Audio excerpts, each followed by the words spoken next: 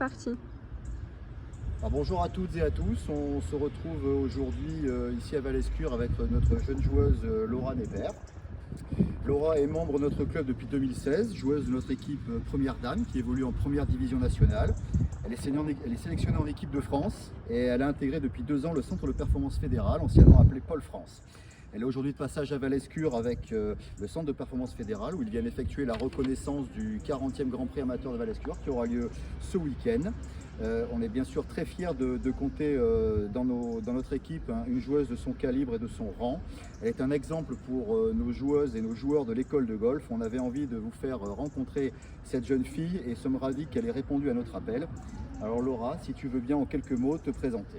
Bonjour à tous et à toutes, donc je suis Laura Nébert, je viens de Draguignan et je suis licenciée à Val-Escure depuis maintenant 7 ans.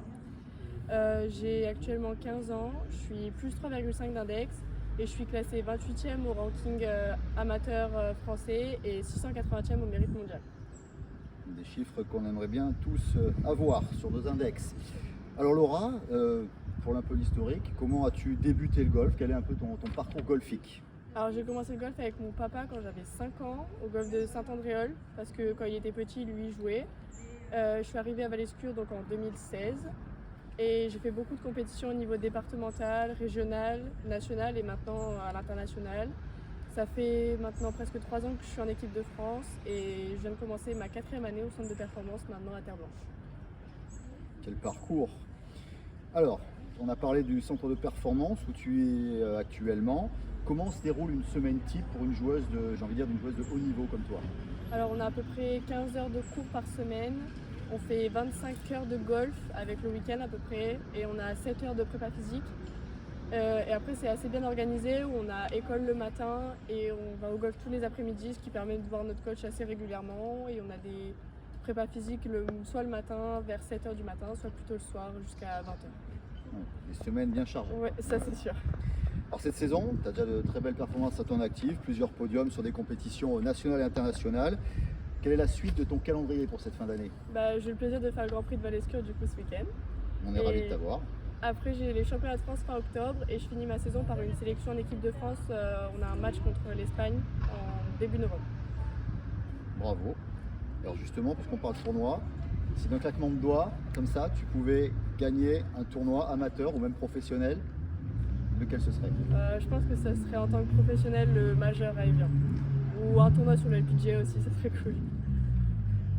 Alors ton meilleur souvenir de golfeuse? Je pense que c'était les championnats d'Europe Girls l'année dernière, enfin cet été à Osgore. Même si on n'a pas fait le résultat qu'on attendait, c'était une semaine incroyable où j'ai beaucoup appris et il y avait vraiment une super ambiance vu que c'était en France. Et ton pire souvenir du coup? Je pense que c'était la mononucléose en début d'année parce que j'étais très fatiguée, j'avais du mal à m'entraîner et les performances n'ont pas suivi donc c'était assez compliqué cette période-là.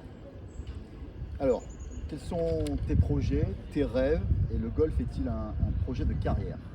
Alors pour l'instant déjà je pense partir aux États-Unis en septembre 2025 pour faire 4 ans là-bas, donc pour à la fois étudier et à la fois pouvoir jouer au golf sur de super parcours.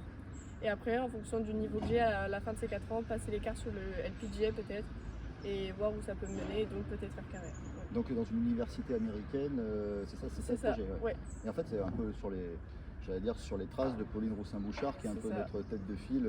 Ouais. D'accord. Alors, tu as des modèles chez les messieurs ou chez les dames? Justement, j'avais parlé de Pauline qui vient de Val-Escure et qui m'inspire beaucoup dans sa façon d'être, sa façon de penser et surtout sa façon de jouer au golf.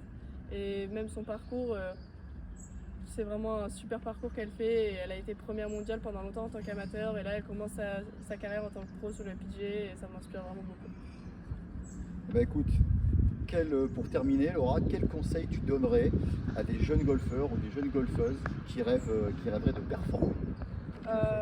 Je pense que le plus important c'est de toujours prendre du plaisir à jouer, être très rigoureux dans ce qu'on fait et surtout se fixer des petits objectifs chaque jour pour savoir toujours vers quoi on va et être très au clair avec nos idées. Écoute, j'espère que nos jeunes qui vont suivre cette interview vont en tenir compte. Laura, on te remercie pour ta disponibilité. On te souhaite déjà un bon Grand Prix ce week-end.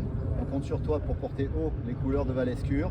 Je te souhaite des belles victoires pour la fin de l'année et bien sûr des très bons résultats avec notre équipe première pour les années à venir. Merci beaucoup Laura. Merci.